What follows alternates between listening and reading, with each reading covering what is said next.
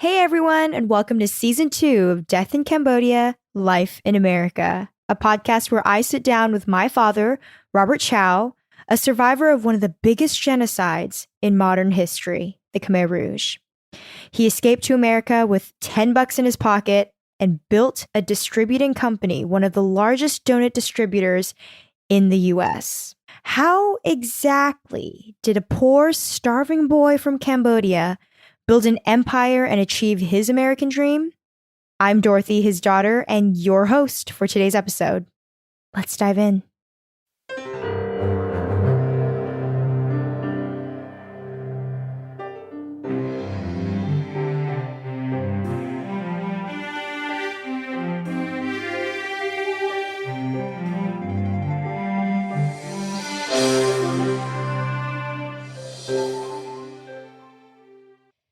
Oh, good morning, everybody, and welcome back to another episode of Death in Cambodia, Life in America.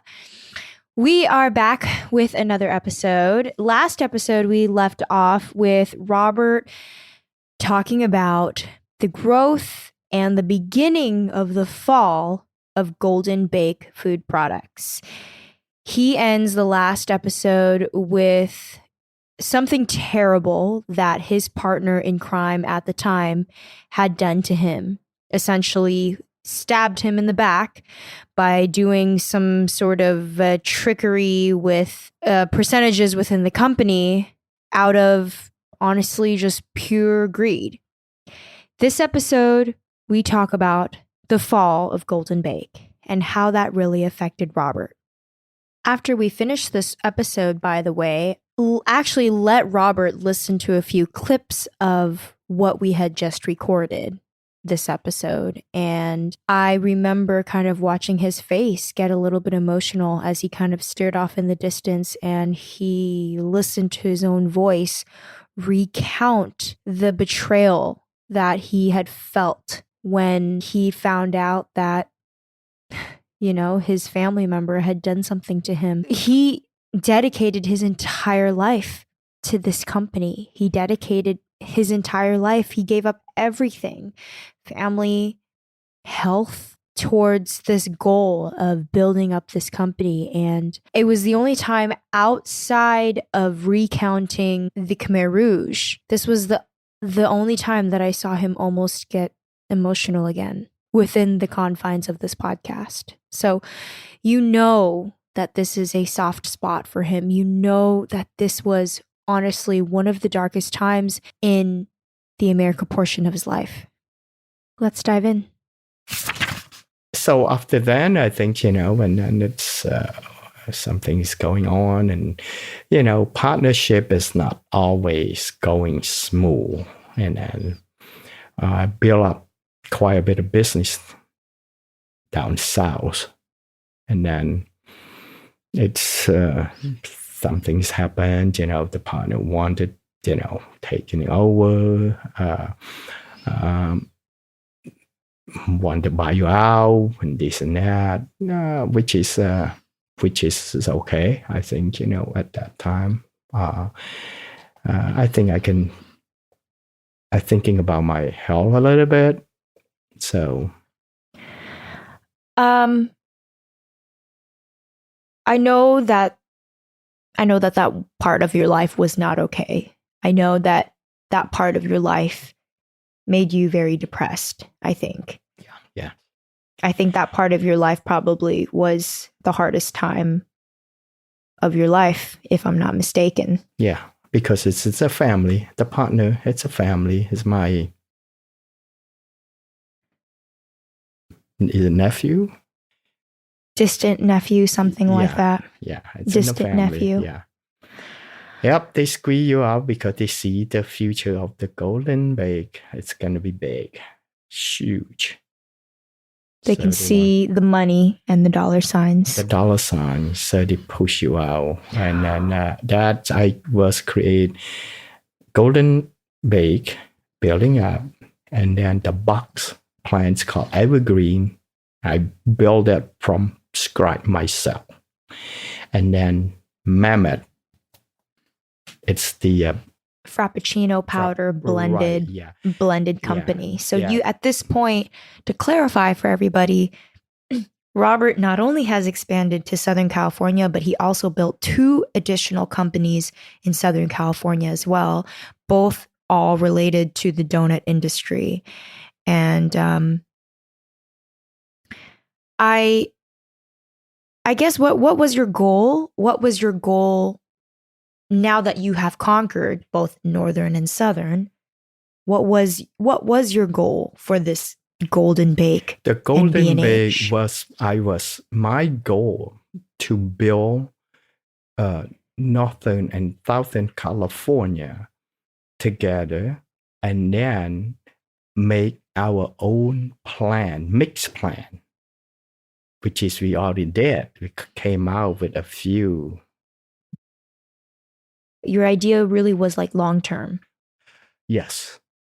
Long term. Keep this company around forever. Forever. First of all, again, that's how crazy, you probably were. You went into this industry. Think about it. You went from not knowing a thing about donuts at 19 years old as a mechanic. You got into the industry, and then years later, not only did you run the entire state of California, but then you were also took the donut industry and you started building companies within the donut industry.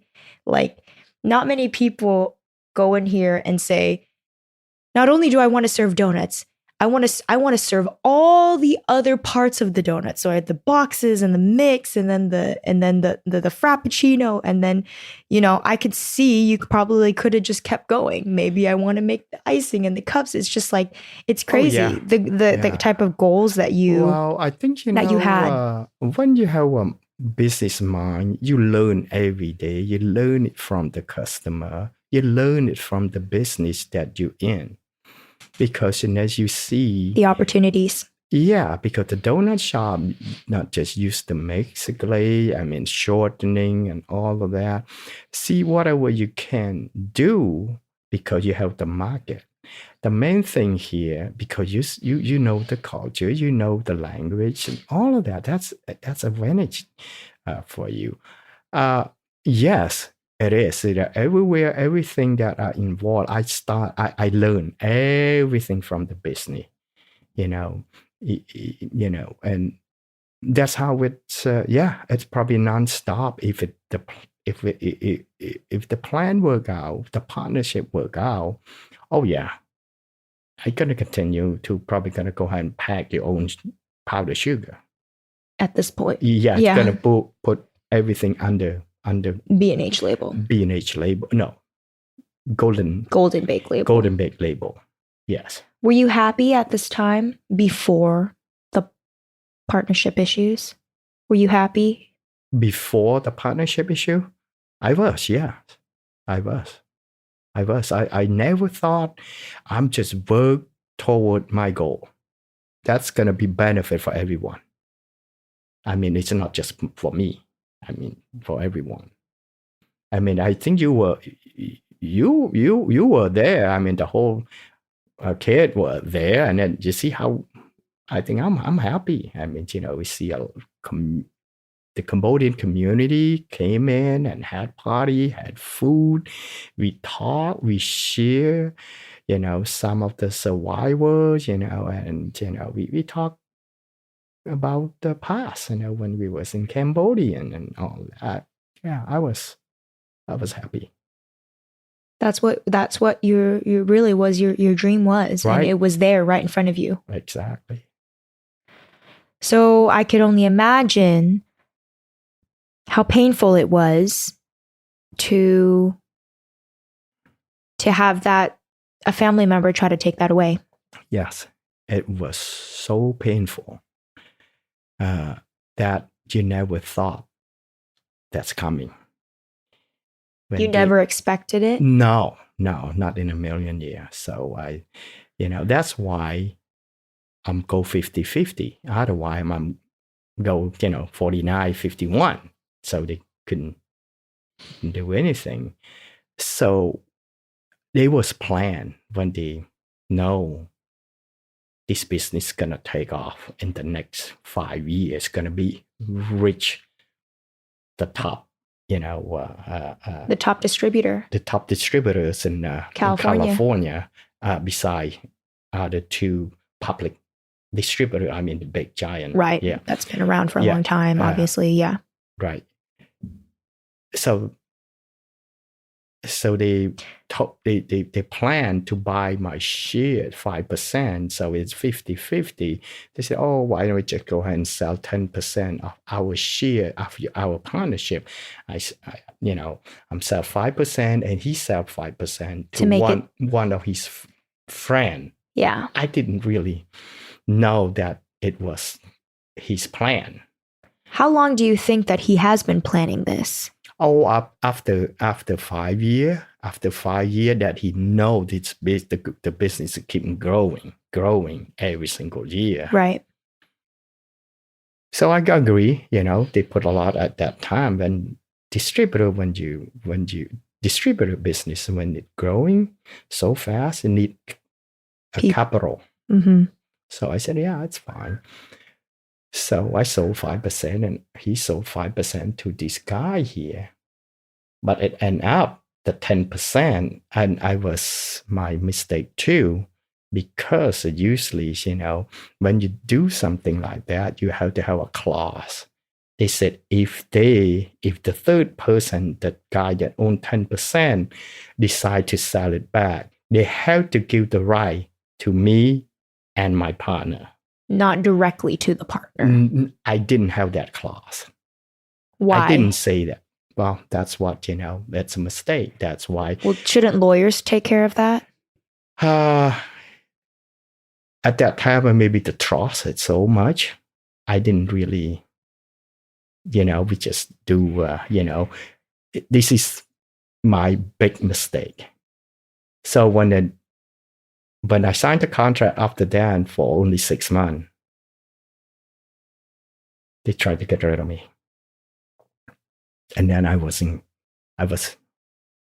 didn't think about how can he get rid of me, because, we got an equal share and all of that, and then that's why I talked to David, the lawyer, and they look at the contract. He said, you lose. There's nothing you can do, because, and the 10%, he sold it to the other partner. So he got what? 60-40. See? So that's why they really forced me out. When did you find out about him being 60-40, that he got it from his friend? I didn't know until he really he used his son to mean to say, telling me, they said, you don't have to come down here anymore. He just told me. I said, what? What's going on? Mm-hmm. So now he said, I'm able to run this company. We don't need you. What? I built this company from my bare hand. Training you, I told him. I trained you from college. You got nothing. You told the partner directly, right? Told the son. Yeah. So it's fine. So then I went to the 10%. I said, well, I want to buy your 10%. He said, no, that's belong to the other partner. That's what I found out. I said, and then I was so shocked. So I talked to attorney. He said, you better get out. Whatever he gave, he didn't give you anything. You just got out. Because you know why? He gonna go and each year, he gonna report at loss. He able to pay himself this kind of growth. He can pay himself $1 to $2 million salary. Then he make the company losing money every year, and then you to keep putting money in, money in, and he making money. Exactly. So he said, get out. He said, you lost this thing because you trust. This is you trust to people too much, your family too much. So get out. That's what the lawyer said. Yes. Oh yeah. Well, it's right there, black and white. I mean, you 60-40. What are you gonna do? You have no power at all. Yeah, Nothing. even 49-51, you already lost your power. That's why, let alone 40-60. That's why the son said, you got out. We don't need you anymore. How did how did that make you? I can imagine, like, you're furious. You're so angry and so pissed angry. off. I can only imagine. Oh no, I lost weight. I just depressed. I was so I just couldn't imagine. Do you remember the moment that you found out? Yes. Was it a phone call? No, I went to the 10% partner donut shop. I went in there, drove from here and went in there and asked him. He told me, he said, no, he already sold it to the other partner. And then I realized, this is it, you know. So that's why he threw me out, you know, because he already got that 10%. What did you do immediately after you found out? Oh, I just couldn't say a word. So I walked out from that donut shop. I sit in the car for a while. I said, wow, I built this golden bake from my bare hand, save his distributor. But it doesn't matter. But that's what I thought. Sit in a car. I said, wow. I was outraged. And then I was thinking, I'm going to go and come down here with another distributor and against him again. At that time, you know, I was so exhausting already. I had 2 strokes already to build this company to up to this point. So now they robbed me blind. You'd sacrificed everything. And then family health, and all of that. I never thought the second stroke. I still, you know, probably listened to the doctor a little bit, but still going. It was hard. It was tough. It was really tough. I drove back the same day, and then I believe I was so tired. It's so dangerous that you drive, and then I stopped in the rest areas, and then I rest. I was fall asleep, you know, in the rest areas probably an hour or two, and then I got home. Now it put in a family pretty tough situation because I was like a crazy guy. I was like crazy outraged. What do you mean? Oh, it's not happy and angry and got the house and it just want to destroy everything. It's just everything. Yeah, temper. It's just everything that you see, you just want to throw it away. It was so bad. It was so terrible. Didn't go to work for a couple of days, and then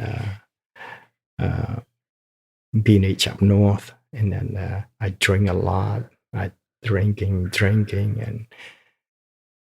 and the health is getting worse too. See, you know, when you do that, it's just like.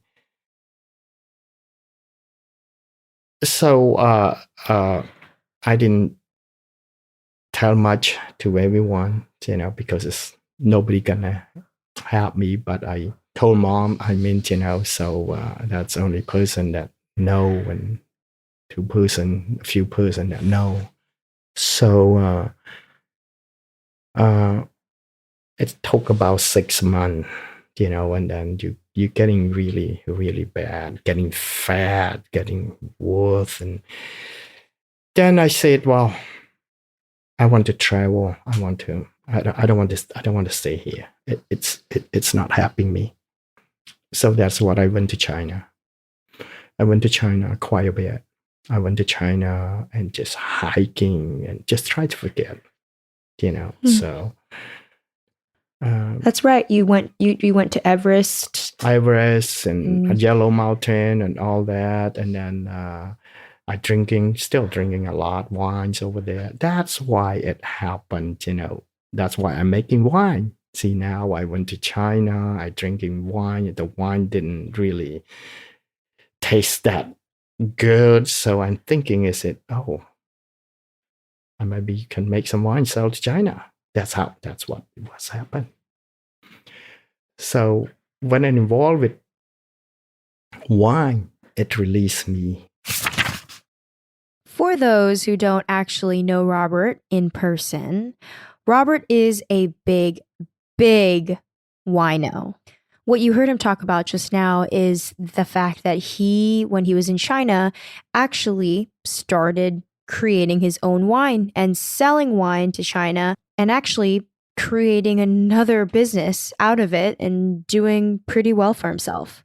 He's always collected wine ever since I've ever known my father. And something really cool that I can share with you guys is for all of the siblings, he has a big Magnum bottle of the year that we were born for every single one of us. And the idea back then was that we were all going to open it when we turned 21. Now, we're all way older than 21 at this point. We still have our bottles that we haven't opened. But I think wine has always been something very dear and special to my dad. I don't know if it's because it's something that he leans on to relax, or that maybe it was something that brings him back to this particular time when he felt like he lost himself, and he ended up finding a distraction that was able to help him get his mind off of what really was going on with Golden Bake. A little bit. I was realize one thing. I say, I lost this bottle. But if I'm sick and die, he wins the war. So then that's what keep me alive. When I think about that, I said, I lost one war, but I don't want to lose another. Yeah, I think the phrase is, you lost this battle, but you don't want him to win the whole war. Right. Yes, that's right. So that's why I stopped drinking. I thinking about my health. Back so strong. And then I start to eat healthy. I try to calm down myself. Sometimes I took some calm medications too. So, but yeah, when I realized that then it made turn me around. Because you don't want to give him the satisfaction of winning the whole thing. Right, exactly. So then I went to China, I hiking, and then I make wine. I came back, I make wine. I selling wine to China and all of that, and tea, bring all that. Then when I make wine, I went back down south to invite all his friends and drink my wine. And then I even invite him. He didn't show up. Then he was scaring. He said, "Oh, wow." He came back again. This guy never dies. Yeah. So I was so happy that I invited about 15 people to taste my wine. All of his friends. All his close friends. And they showed up. They show up. They respect me, and he didn't show up. So, and yeah, and then took picture. Of course, he know. And then he sometimes only take one small little thing, the way you think, it can turn you around. This is so important. Otherwise, I never sit down straight today, because it was the hell was so just go downhill every single day. That was the darkest moment of your life. It was the darkest in my life. Yeah. What were your thoughts? Disappointed. Don't want to leave. Why so stupid? Why so dumb? Don't want to live. Yeah. It's just like so embarrassed. It's so, that it's just like, why am I so stupid? Keep blame yourself so bad, so hard. That thing is no good. It really can kill you. The negative thoughts can kill you. Negative thought can kill you. Yeah. It's only one night that you keep thinking, and that's the only thing that turned me around so fast. Make me just the next day, I'm just like, I'm not going to lose this war. I'm not going to lose. I'm not going to let him win this. I will turn around, keep healthy, and I might go down south again to show him I've been in this battle. I can do it again. How was Golden Bake without you? Oh, after he took over 4 years, I believe, 4 years, I believe for the most, maybe 5 years. Couldn't do it. So he had to give it away to business, to a public company.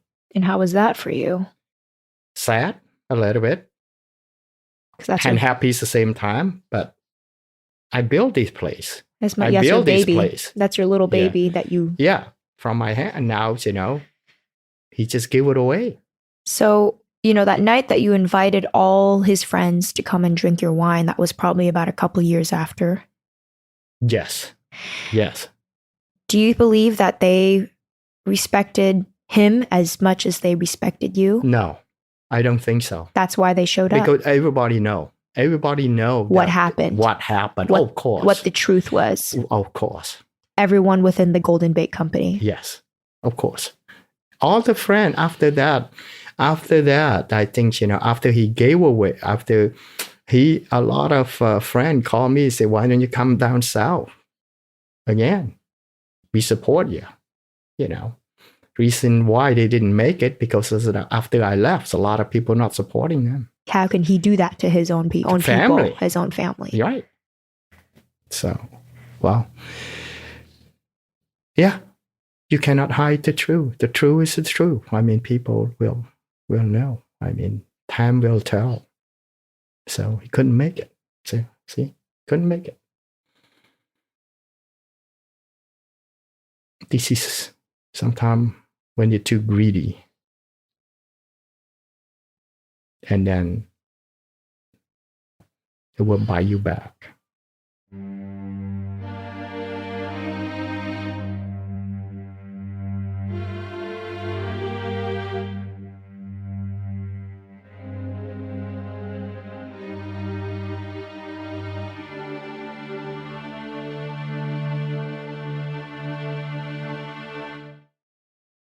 I think a lot of listeners might be actually listening to this part of Robert's life and thinking, why is Dorothy highlighting and putting so much emphasis on exactly what happened with Golden Bake? Well, 2 reasons. One, it was the biggest thing that my father had amounted to in America, and everything that he had worked for had basically been to build this company, to take over Southern and Northern both with the bakery distribution. He started from absolutely nothing, started from being a mechanic to running his first donut shop to running then 60 donut shops all throughout California, and then trying to do this.